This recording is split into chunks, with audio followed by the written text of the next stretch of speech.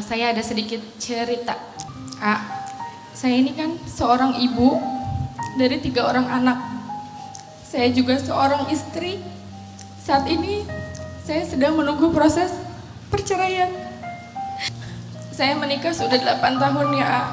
Saya menemani suami saya dari titik terendah sampai kita mewujudkan mimpi-mimpi kita di dalam rumah tangga bersama anak-anak saya. Anak saya yang pertama berusia 7 tahun, yang kedua 5 tahun, dan yang ketiga baru berusia 2 bulan. Selama saya menikah 8 tahun, ujian datang silih berganti. Sampai di tahun 2023 kemarin, saya mendapatkan diri saya hamil 4 bulan, dan itu saya baru tahu ya. Lalu di tahun 2024 bulan Februari, saya masuk rumah sakit karena kandungan saya lemah.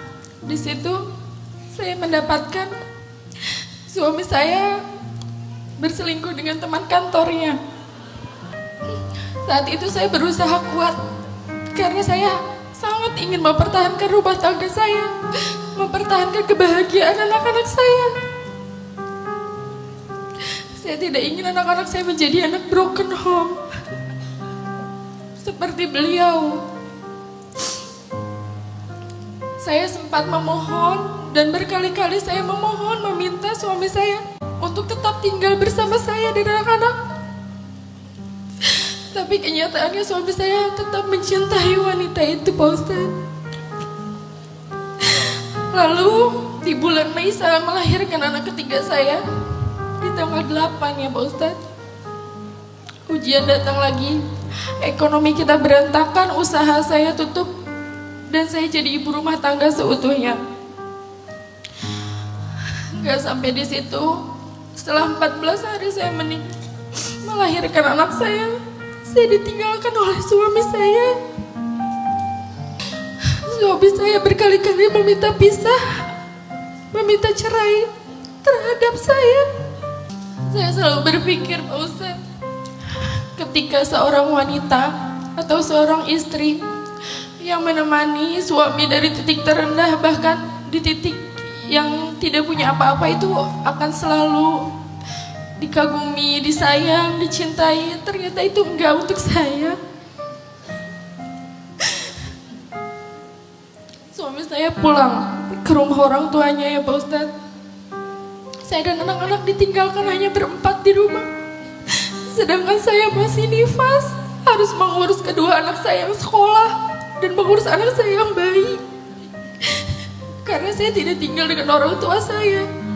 10 Juni anak saya jatuh sakit kecelakaan. Suami saya tiba-tiba pulang karena anak saya kan bilang, "Bun, kakak pengen tidur sama papa." Akhirnya suami saya pulang. Itu selingkuhannya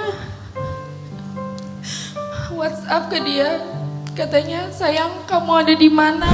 Kamu pulang ke mana? Kamu nggak pulang ke istri kamu kan?" Kata dia gitu. Dan saya juga tahu bahwa ibu mertua saya yang selama ini saya hormati, saya cintai, dia juga mendukung perceraian saya. Sampai selingkuhannya pun didukung oleh ibu mertua saya. Tanpa mereka melihat sedikit pun perjuangan saya. Rasa sakit saya setelah melahirkan, saya ditinggal sendirian. Sampai saat ini anak saya tidak dinafkahi oleh ayahnya.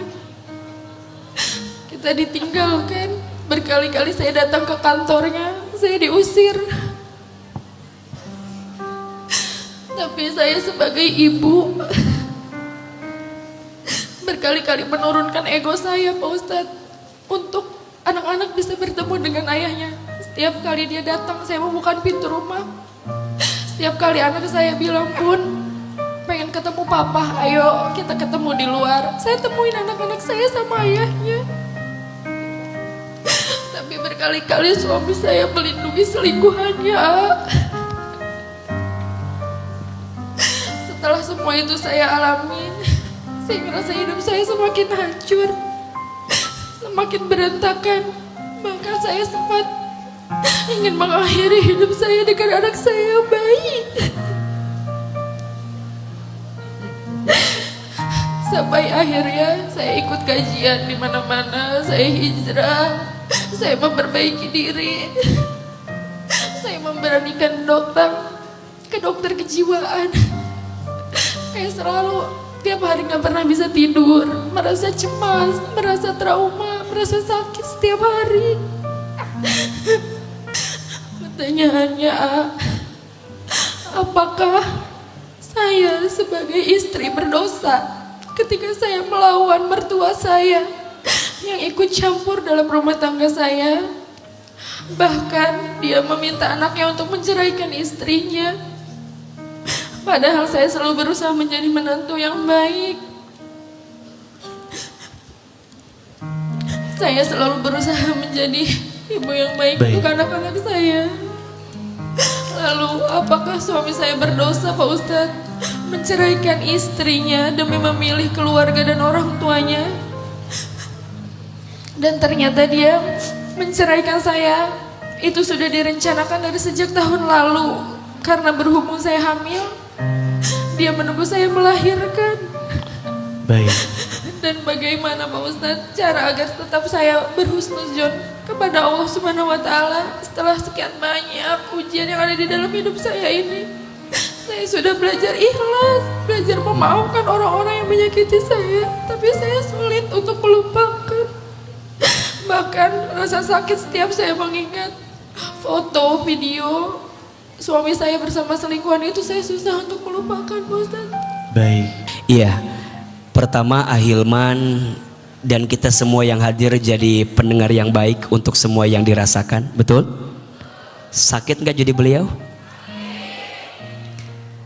Teteh, balik lagi kalimat yang A sampaikan, tidak mungkin Allah meletakkan teteh pada keadaan saat ini kecuali Allah sedang menyiapkan banyak kebaikan. Yang kedua,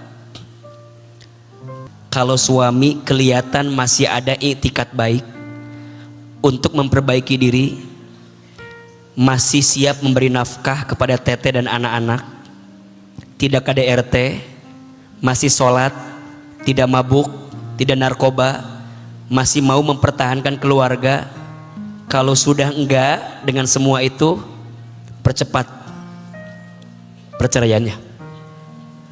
Tapi kalau masih bisa disembuhkan, bertahan dengan luka yang ada. Tapi kan sakit ini mah hanya untuk urusan yang siap saja. Kita bukan Asia yang bisa bertahan dengan zolimnya Fir'aun. Betul? Teteh punya kesempatan untuk memilih hidup. Bismillah, masing-masing anak ada rezekinya. Amin ya Allah. Gak usah khawatir, gak usah takut. Jangan terus tenggelam dengan sakit yang dirasakan. Tidak penting seberapa sakit hatimu karena orang yang menyakitimu, tapi yang paling penting seberapa cepat engkau sembuh dari sakit yang pernah kamu rasakan. Kata Umar bin Khattab radhiyallahu an, tinggalkan orang yang menyakitimu, fokuslah dengan orang yang mencintaimu. Percayalah, mungkin teteh diuji dengan pasangan, mungkin Allah akan bahagiakan teteh dengan anak-anak teteh yang amin ya Allah, amin amin ya Allah. Sekali lagi berikan aplaus untuk teteh yang sudah bercerita kepada kami. Semangat Teh Nur. Jadi pelajaran, insya Allah ada kebaikan dari yang dirasakan tadi. Amin insya Allah. amin ya Rabbal alamin.